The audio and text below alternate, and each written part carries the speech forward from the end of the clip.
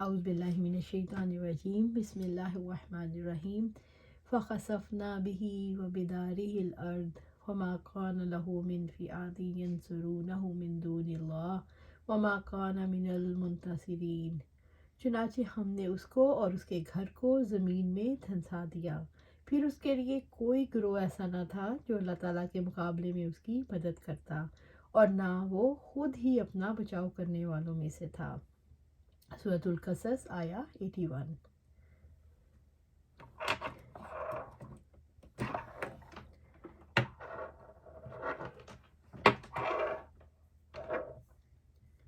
فَخَسَفْنَا بِهِ وَبِدَارِهِ الْأَرْضِ، چنانچہ ہم نے اس کو اور اس کے گھر کو زمین میں دھنسا دیا۔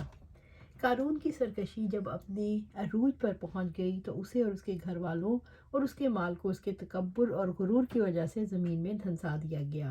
وَمَا كَانَ لَهُ مِن فِئَةٍ يَنصُرُونَهُ مِن دُونِ اللَّهِ، پھر اس کے لیے کوئی گروہ ایسا نہ تھا جو اللہ تعالیٰ کے مقابلے میں اس کی مدد کرتا۔ اللہ تعالیٰ کے سوا کوئی گروہ اس کی حمایت میں نہیں اٹھا، نہ خزانے اس کے کام آئے، نہ نوکر چاکر کوئی عذاب کو دور کر سکا۔ وَمَا كَانَ مِنَ الْمُنتَصِرِينَ، اور نہ وہ خود ہی اپنا بچاؤ کرنے والوں میں سے تھا، وہ خود بھی اپنا بدلہ نہیں لے سکا۔ قارون کی زمین میں دھنسانے سے اللہ تعالیٰ نے یہ سبق دیا کہ جو لوگ رب کی محبت کو چھوڑ کر مال کی محبت میں مبتلا ہوتے ہیں ان کا انجام کیا ہوتا ہے۔ عبداللہ بن عمر رضی اللہ تعالیٰ عنہ بیان کرتے ہیں کہ آپ صلی اللہ علیہ وآلہ وسلم نے فرمایا، ایک شخص اپنا تہ بند لٹکائے فخر سے جا رہا تھا، اللہ تعالیٰ کو اس کا یہ تکبر پسند نہ آیا، چنانچہ اللہ تعالیٰ نے اس کو زمین میں دھنسا دیا اور قیامت تک زمین میں دھنستا ہی چلا جائے گا۔ استغفر اللہ۔ قارون کی مدد کرنے کے لیے کوئی تیار نہ ہوا، نہ وہ خود اپنے آپ کو بچانے والوں میں سے ہو سکا۔ وَأَصْبَحَ الَّذِينَ تَمَنَّوْا مَكَانَهُ بِالْأَمْسِ يَقُولُونَ وَيْكَأَنَّ اللَّهَ يَبْسُطُ الرِّزْقَ لِمَن يَشَاءُ مِنْ عِبَادِهِ وَيَقْدِرُ لَوْلَا أَن مَنَّ اللَّهُ عَلَيْنَا لَخَسَفَ بِنَا وَيْكَأَنَّهُ لَا يُفْلِحُ الْكَافِرُونَ، اور جن لوگوں نے کل اس کے مرتبے کی تمنا کی تھی وہ ایسے ہو گئے کہ کہنے لگے افسوس، یقیناً اللہ تعالیٰ اپنے بندوں میں سے جس کے لیے چاہتا ہے رزق کشادہ کر دیتا ہے اور تنگ کر دیتا ہے۔ اگر یہ نہ ہوتا کہ اللہ تعالیٰ نے ہم پر احسان کیا تو ہمیں بھی ضرور دھنسا دیتا، افسوس، یقیناً کافر کامیاب نہیں ہوں گے۔ سورۃ القصص آیا 82۔ وَأَصْبَحَ الَّذِينَ تَمَنَّوْا مَكَانَهُ بِالْأَمْسِ، اور جن لوگوں نے کل اس مرتبے کی تمنا کی تھی وہ ایسے ہو گئے جن لوگوں نے قارون کی ٹھاٹ باٹ دیکھ کر حسرت محسوس کی تھی، جو دنیا کی زندگی کے خواہش مند تھے، انہوں نے تمنا کی اور اللہ تعالیٰ سے اس عزت و عظمت کے لیے دعائیں کی۔ یقولون وَإِكَأَنَّ اللَّهَ يَبْسُطُ الرِّزْقَ لِمَن يَشَاءُ مِنْ عِبَادِهِ وَيَقْدِرُ، کہنے لگے افسوس، یقیناً اللہ تعالیٰ اپنے بندوں میں سے جس کے لیے چاہے رزق کشادہ کر دیتا ہے اور تنگ کر دیتا ہے۔ وہ عذاب سے ڈرتے ہوئے کہنے لگے، تمہیں معلوم نہیں کہ اللہ تعالیٰ اپنے بندوں میں سے جس کا چاہتا ہے رزق فراخ کرتا ہے اور جس کے لیے چاہتا ہے تنگ کر دیتا ہے، یعنی مال اللہ تعالیٰ کی رضا کی نشانی نہیں۔ رزق کی فراخی اور تنگی اللہ کے ہاتھ میں ہے، عزت اور ذلت اسی کے ہاتھ میں ہے۔ نبی صلی اللہ علیہ وآلہ وسلم نے فرمایا، اللہ تعالیٰ نے روزیوں کی طرح اخلاق بھی بانٹ دیے ہیں، وہ مال تو دوست دشمن سب کو دیتا ہے مگر ایمان دوست ہی کو دیتا ہے۔ سبحان اللہ۔ وَلَوْلَا أَن مَنَّ اللَّهُ عَلَيْنَا لَخَسَفَ بِنَا وَيْكَأَنَّهُ لَا يُفْلِحُ الْكَافِرُونَ، اگر یہ نہ ہوتا کہ اللہ تعالیٰ نے ہم پر احسان کیا تو ہمیں بھی ضرور دھنسا دیتا، افسوس، یقیناً کافر کامیاب نہیں ہوں گے۔ اگر اللہ تعالیٰ کی رحمت اور احسان نہیں ہوتا تو ہم بھی زمین میں دھنسا دیے جاتے۔ وَإِكَأَنَّهُ لَا يُفْلِحُ الْكَافِرُونَ، افسوس، یقیناً کافر کامیاب نہیں ہوں گے۔ دنیا اور آخرت میں کافر کبھی بھی کامیاب نہیں ہوتے۔ قارون نے فلاح نہیں پائی، نہ دنیا ملی اور نہ آخرت، اس سے بڑا کیا خسارہ ہو سکتا ہے۔ تِلْكَ الدَّارُ الْآخِرَةُ نَجْعَلُهَا لِلَّذِينَ لَا يُرِيدُونَ अलूवन फिल अर्ज़ि वला फसादा वल आकिबातु लिलमुत्तकीन। ये आखिरत का घर हमने इन लोगों के लिए बनाया है जो ज़मीन में ना बड़ा बनने का इरादा रखते हैं और ना ही फसाद का, और अंजाम कार मुत्तकियों ही का है। सूरत अल-कसस आया 83। तिलक दारुल आखिरा, ये आखिरत का घर, आखिरत और उसकी लाजवाब नेमतें। नजअलुहा लिल्लज़ीना ला युरीदूना उलुव्वन फिल अर्ज़ि वला फसादा, हमने इन लोगों के लिए बनाया है जो ज़मीन में ना बड़ा बनने का इरादा रखते हैं और ना ही फसाद का। इन लोगों के लिए है जो ईमान लाए, जो मखलूक को हकीर नहीं समझते, वो अल्लाह ताला के बंदों पर अपनी बड़ाई कायम करने की कोशिश नहीं करते, वो ना तकब्बुर करते हैं ना फसाद।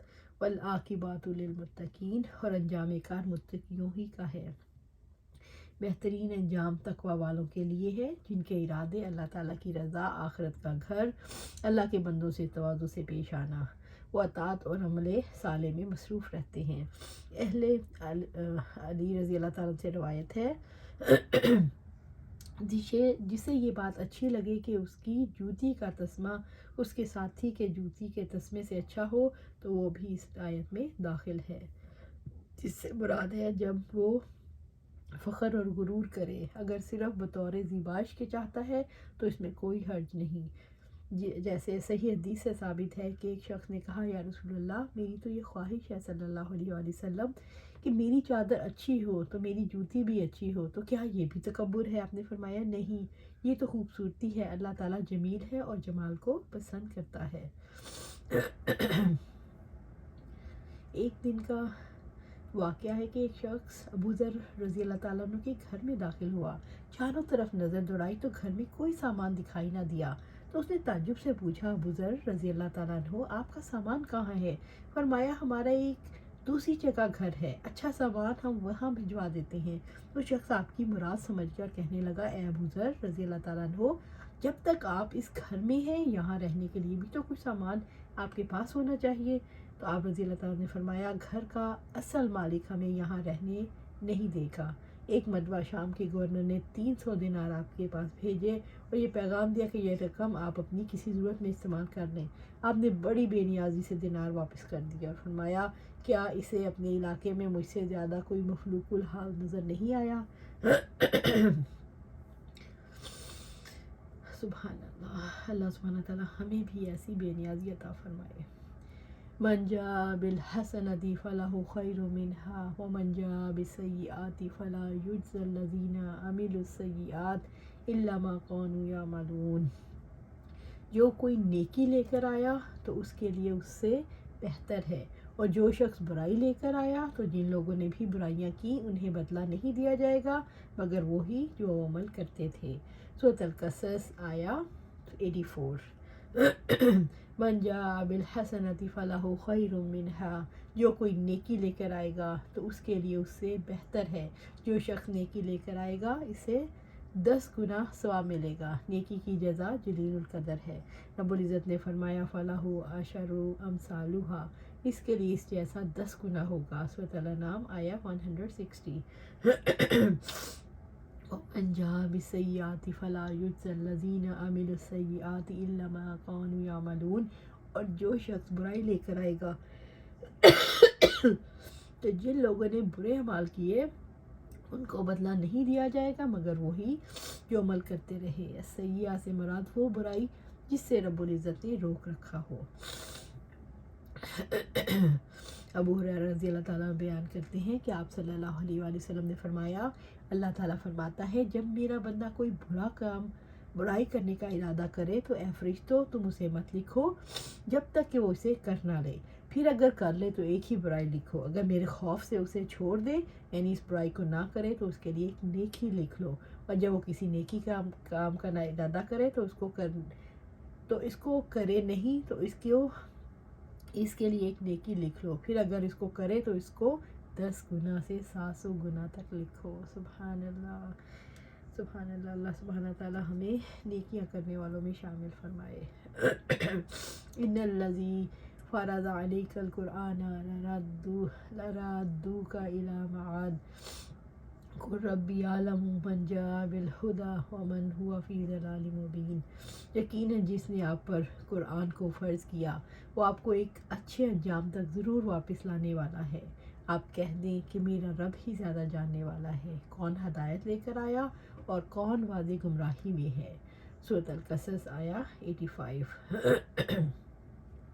ان الذی فرض علیک القرآن، یقیناً جس نے آپ پر قرآن کو فرض کیا، اس سے مراد ہے قرآن مجید کی تلاوت کا فرض ہونا، اس سے مراد ہے قرآن مجید کی تعلیم دینے کا فرض ہونا، اس سے مراد ہے قرآن مجید کے ذریعے تزکیہ کرنے کے عمل کا فرض ہونا، یعنی جو لوگ ایمان لے آئے ان کی تربیت کرنا فرض ہے۔ قرآن مجید کی دعوت و تبلیغ کا فرض ہونا مراد ہے، یعنی جس ہستی نے آپ پر قرآن نازل کیا، اس میں احکام فرض کیے، اس میں حلال و حرام کو واضح کیا، آپ کو اسے تمام لوگوں تک پہنچانے کا حکم دیا، اور آپ کو حکم دیا کہ آپ تمام مکلفین کو ان احکام پر عمل کرنے کی دعوت دیں، اور اللہ تعالیٰ کی حکمت کے لائق نہیں کہ صرف اسی دنیا کی زندگی ہوتی اور بندوں کو جزا سزا نہ دی جاتی۔ لردوک الی معاد، اچھے انجام تک ضرور واپس لانے والا ہے۔ ضروری ہے کہ وہ آپ کو معاد، انجام کار کی طرف لوٹائے، جہاں نیکوکاروں کو ان کی نیکی کی جزا دی جائے اور بدکاروں کو ان کے گناہوں کی سزا دی جائے۔ آپ نے ان کے سامنے ہدایت کو کھول کھول کر بیان کر دیا اور ہدایت کے راستے کو واضح کر دیا۔ اب اگر وہ آپ کی پیروی کریں تو ان کی خوش نصیبی اور سعادت مندی ہے، اور اگر آپ کی مخالفت پر ڈٹ جائیں تو اس ہدایت میں جرح قدا کریں جسے آپ لے کر آئیں، اور اپنے باطل موقف کو حق پر ترجیح دیں تو بحث کو کوئی گنجائش نہیں رہتی، اور غیب و موجود کا علم رکھنے والا اس ہستی کی طرف ان کے اعمال کی جزا کے سوا کچھ باقی نہیں رہتا، جو حق کے حقائق کو اور باطل کے ابطال کرتی ہے، یعنی حق کو حق ثابت کرنا اور باطل کو باطل ہونا۔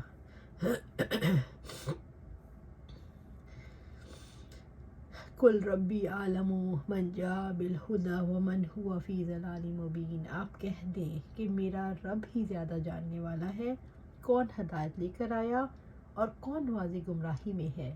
اللہ تعالیٰ نے مشرکین کو جواب دینے کے لیے حکم دیا، آپ کہہ دیجئے میرا رب خوب جانتا ہے گمراہ کون ہے، جو ہدایت لے کر آیا یا وہ جس نے ہدایت قبول کرنے سے انکار کر کے گمراہی کا راستہ اختیار کیا۔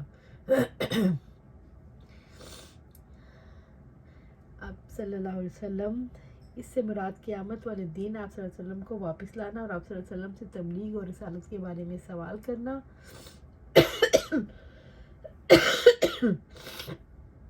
اسی صورت میں پہلے موسیٰ علیہ السلام کا ذکر کیا، جن کا مصر سے نکلنے کے لیے مجبور کیا گیا، لیکن اللہ تعالیٰ نے انہیں مصر لوٹا دیا، انہوں نے اپنی قوم کو غلامی سے نجات دلائی۔ فرعون اور اس کی قوم ہلاک ہوئی، جو اللہ تعالیٰ نے موسیٰ علیہ السلام اور ان کی قوم کے درمیان فیصلہ کر دیا۔ یہاں آپ صلی اللہ علیہ وسلم کو بھی یقین دہانی کروائی گئی کہ آپ صلی اللہ علیہ وسلم کو واپس مکہ لوٹائیں گے، اور آپ صلی اللہ علیہ وسلم کے اور آپ کے صلی اللہ علیہ وسلم کی قوم کے درمیان فیصلہ کر دیا جائے گا۔